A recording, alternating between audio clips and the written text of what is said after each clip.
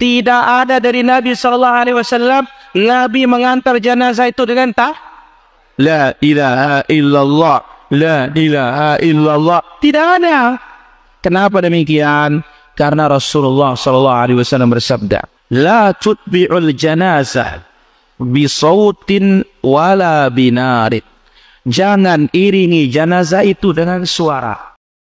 Ini sebenarnya yang melarang mengiringi jenazah dengan tahlil, dengan tahmid, pokoknya bermacam-macam zikir untuk mengiringi jenazah. Yang melarang Rasulullah, apa Pak Mizan Qudsiyah? Cuman menisbatkan larangannya terhadap Rasulullah Shallallahu Alaihi Wasallam. Assalamualaikum warahmatullahi wabarakatuh. Alhamdulillahirabbil alamin, wassalatu wassalamu ala sayyidina Muhammadin asrofil mursalin wa ala alihi wa sahbihi ajmain, amma ba'du. Sahabat-sahabat Aswaja dan seluruh subscriber Afandi Channel dimanapun berada, saya doakan semoga Allah Subhanahu wa Ta'ala senantiasa memberikan rahmatnya, taufiknya, hidayahnya, memberikan kesehatan dan kelancaran rezeki kepada kita semua. Amin, Allahumma amin.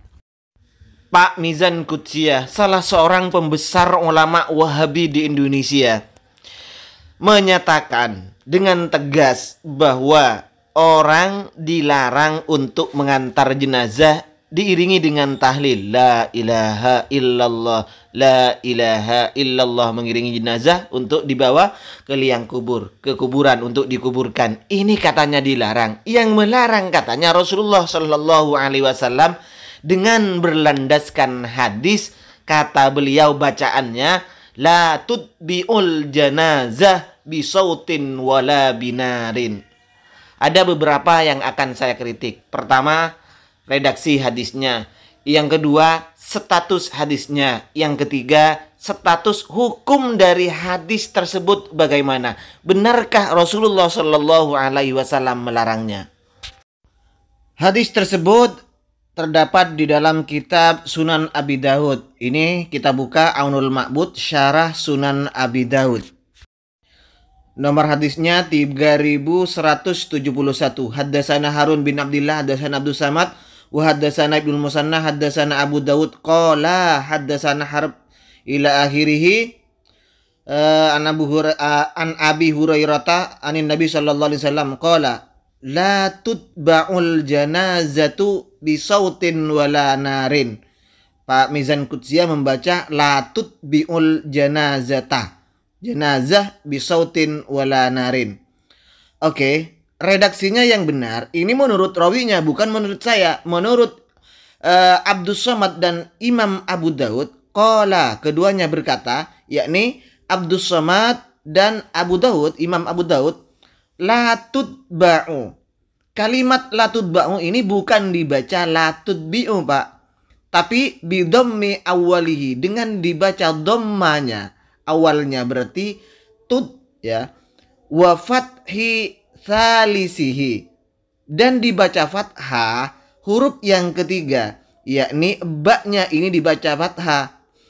Huruf pertama di fi'il mudhari ini dibaca dhamma, sebelum akhir yakni yang ketiga ini dibaca fathah, berarti dijadikan sighat majhul, dijadikan bina majhul, Pak. Bidammi awali wa fathi salisihi. Bacaannya la tutba'u, jangan diikuti. Itu ya. Ini kan kalam khobar, tapi khobarun bimaknan nahi. Ini menurut ilmu balaghah, Pak, kalamnya kalam khobar, tetapi itu bimakna nahi. Memang itu seakan-akan bermakna cerita, bermakna khobar kalamnya, tapi itu adalah insya, bermakna nahi, bermakna larangan. La tutba'ul janazatu, jangan diikuti jenazah itu bisautin, dengan suara, wala narin, dan juga dengan api. Jadi sekali lagi untuk Pak Mizan Qudsiyah, ini menurut rawinya sendiri, Pak, bukan menurut saya. Jadi yang betul bukan la tutbi'u, la tutbi'u bukan, tapi la tutba'u. Yang kedua, kita bahas masalah status hadisnya. Bal wa an Abi Hurairah nafsihi kama fil bab lakin qala Ibnul Qattan hadisun la yasihu. Ini hadis tidak sahih, Pak. Orang Wahabi itu kan biasanya anti hadis dhaif ya. Tapi ini hadisnya tidak sahih, malah diembat juga. Kenapa tidak sahih ya? Sekalipun ini muttasil karena ada rawi yang majhul, bahkan 2 orang yang majhul itu. Yang majhul 2 orang. Bahkan di sini Ibnul Mundhiri berkata, fi isnadihi rajulani majhulani. Di dalam sanadnya hadis tersebut terdapat 2 rawi yang majhul. Kalau ada rawi yang majhul dan bukan sahabat yang majhul, jelas hadis tersebut tidak sahih alias dhaif. Orang-orang Wahabi kan alergi terhadap hadis dhaif. Berarti kalau seperti ini, dhaif, sahih dan tidaknya itu kalau cocok terhadap pemahaman orang-orang Wahabi, ustadz-ustadz Wahabi, sekalipun hadisnya itu dhaif, maka tetap akan dibuat untuk senjata menyerang orang lain. Sekalipun dhaif, walaupun hadisnya sahih, tetapi kalau tidak cocok terhadap orang-orang Wahabi, maka tidak akan dipakai. Ini karakter dari mereka sebenarnya. Ini jelas ulama mengatakan hadis ini adalah terdapat 2 rawi yang majhul. Tapi oleh Pak Mizan Qudsiah masih diambil juga. Walaupun memang ada yang namanya khilafiyah, tidak ada qot'inya kok. Ada sebagian hufat menyatakan bahwa itu hasan. Sama kalau seperti itu. Hadis kunut, hadis tawassul, dan hadis-hadis yang lain. Itu statusnya diperselisihkan. Tapi Wahabi lebih memilih pendapat yang cocok dengan apa yang ia yakini. Kalau yang diyakini, kalau ada perbedaan ulama dan dia berada di dhaif, maka tetap diperbolehkan menggunakan hadis dhaif ini, semisal ini. Tetapi kalau dia berada di pihak yang tidak setuju, yang pihak kontra, maka dengan tegas menyatakan itu dhaif. Sekalipun ada beberapa ulama yang mensahihkan atau menghasankan. Begitulah sebenarnya karakter dari mereka ini. Sekarang hukumnya, kata Pak Mizan Qudsiah, Nabi melarang untuk berzikir la ilaha illallah dengan berdasarkan la tutba'ul janazatu bisautin wala narin. Nah, sebenarnya sautin dia dimaksud ini tahlil, zikir, bagaimana? Suara yang bagaimana? Ternyata di Aunil Ma'bud ini menjelaskan aima'a sautin wa huwa an-niyahah.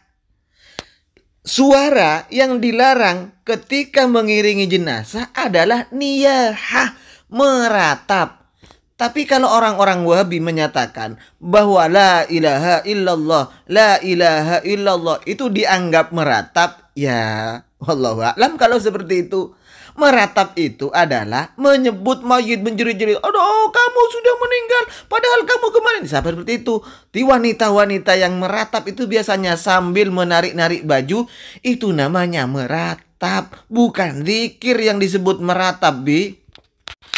Nah, lebih lengkapnya di sini dalam kitab Majmu' karangan Imam Nawawi ada hadis yang redaksinya lain. Bahkan di sini langsung silakan baca sendiri ya. Di sini langsung menyatakan la tutba'ul janazatu binarin wala naihah. Jangan iringi jenazah itu dengan api dan naihah, wanita yang meratap. Jelas di sini. Ini dari Ali bin Abi Thalib radhiyallahu an. Kemudian dari Amr bin As, di sini juga lafadznya narun wala naihatun. Ada lagi yang bisarikhatin, dengan orang-orang wanita yang menjerit meratap. Itu maksudnya Pak Mizan Qudsiah, bukan orang yang membaca zikir la ilaha illallah. Sebenarnya banyak, kalau konten ini tidak kepanjangan, banyak ulama yang menjelaskan bahwa tidak apa-apa kalau membaca zikir daripada membahas lain-lainnya. Misalnya masalah dunia, dan ini juga dijelaskan oleh Imam Nawawi, Pak.